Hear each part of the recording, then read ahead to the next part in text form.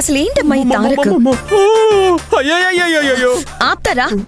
కుక్క కరిచినట్టు ఎందుకలా అరుస్తారు? కుక్క కాడికి చెప్పు దెబ్బ ఉంటుంది కాంచనా, కానీ ఇక్కడ నీలవేణికి చదువు చెప్తూ మీ అమ్మ ఆశలకు దెబ్బ మీద దెబ్బేస్తున్నాడు అంటున్నాను. ఏదో ఒకరోజు నీలవేణి నీలాకాశం అంత ఎత్తు ఎదిగిపోతే అప్పుడు మీరు నాలా నోరు కొట్టుకోవడం నేను చూస్తాను. మీరు కొట్టినా తిట్టినా నేను మీ అల్లుణ్ణి కాబట్టి భరిస్తాను అత్తయ్య. కానీ ఆ పని మనిషితోనే మీ ఆశయాన్ని కొట్టి పారేసేలా చేస్తున్నాడు కదా మీ కన్న కొడుకు. బావా, నువ్వు విషయం చెప్తున్నావో వాళ్ళ గురించి గొప్పగా చెప్తున్నావో అర్థం కావట్లేదు.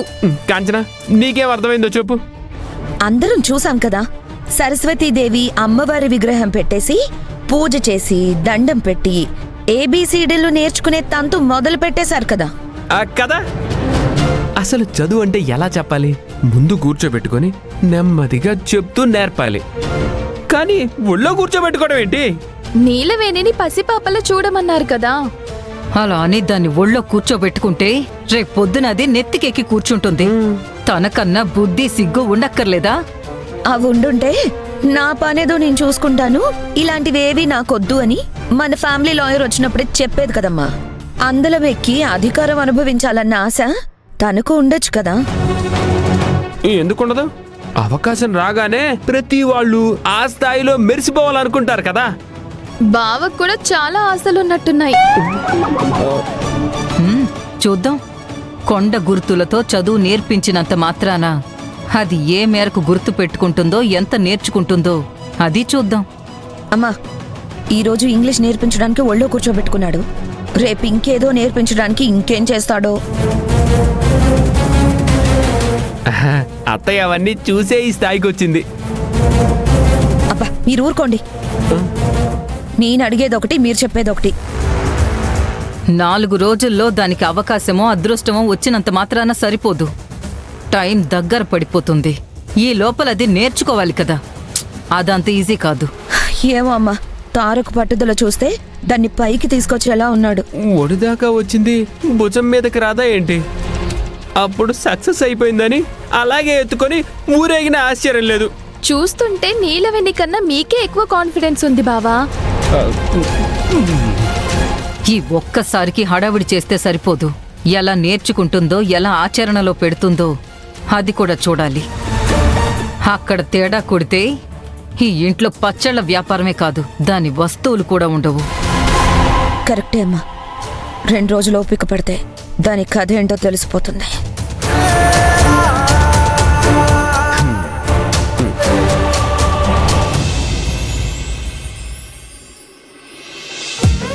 ఏఎన్టి యాంట్ అంటే చీమ, సిఏటి క్యాట్, క్యాట్ అంటే పిల్లి, బిఏటి బ్యాట్, ఆర్ఏటి ర్యాట్ అంటే ఎలుక. సరిపోయింది. క్యాట్ ముందొచ్చిన క్యాట్కి ర్యాట్కి చాలా దూరం ఉంది. క్యాట్ అంటే సితో మొదలవుతుంది, ర్యాట్ అంటే ఆర్తో మొదలవుతుంది. పిల్లి నుండి ఎలుక తప్పించుకుంటుంది కదా, అందుకే అంత దూరం ఉందన్నమాట.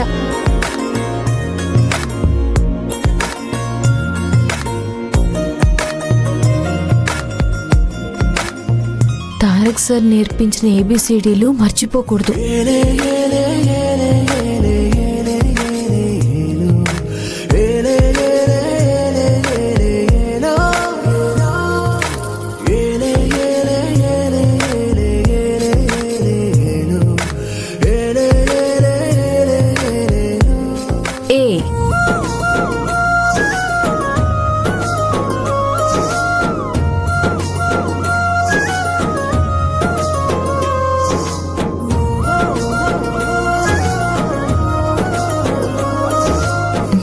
B.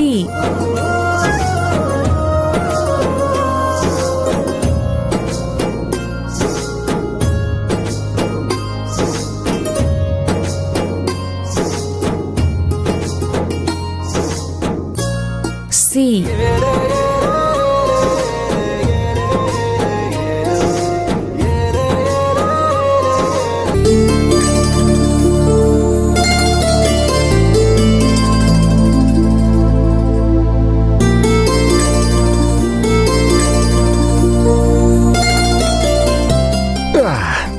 ఏ కుక్కుడేష్, ఇవాళ స్పెషల్ ఏంటి?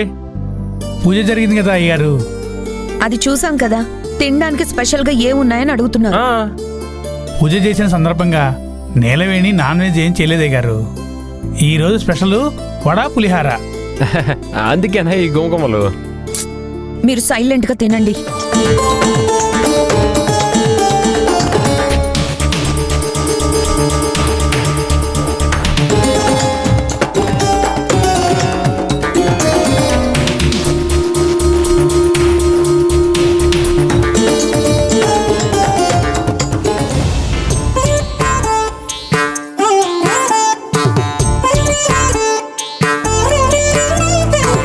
గో. కమ్మంటే కే ఓ ఎం. కమ్. కాదు కాదు కాదు.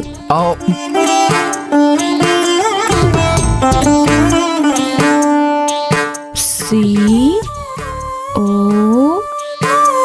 ఎం. Come. COME come. Come come. వస్తున్నాను నిలవేణి. అయ్యయ్యో, నేను రమ్మంటే వచ్చేసారా? నువ్వేం చెప్తే అది చేస్తాను.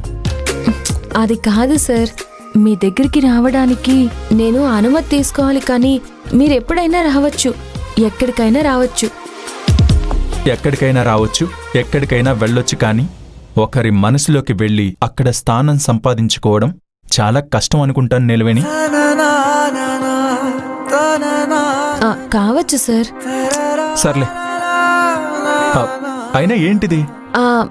మీరు నేర్పించిన అక్షరాలు, విధానాలు అన్నీ గుర్తొచ్చి ఏ వస్తువు కనపడ్డా దాంతో చదువు నేర్చుకోవాలనిపిస్తుంది నా మనసుకి. చాలా మంచి లక్షణం కూడా. ఏయ్ నిలవేణి, ఆ? పర్లేదు ఉండని.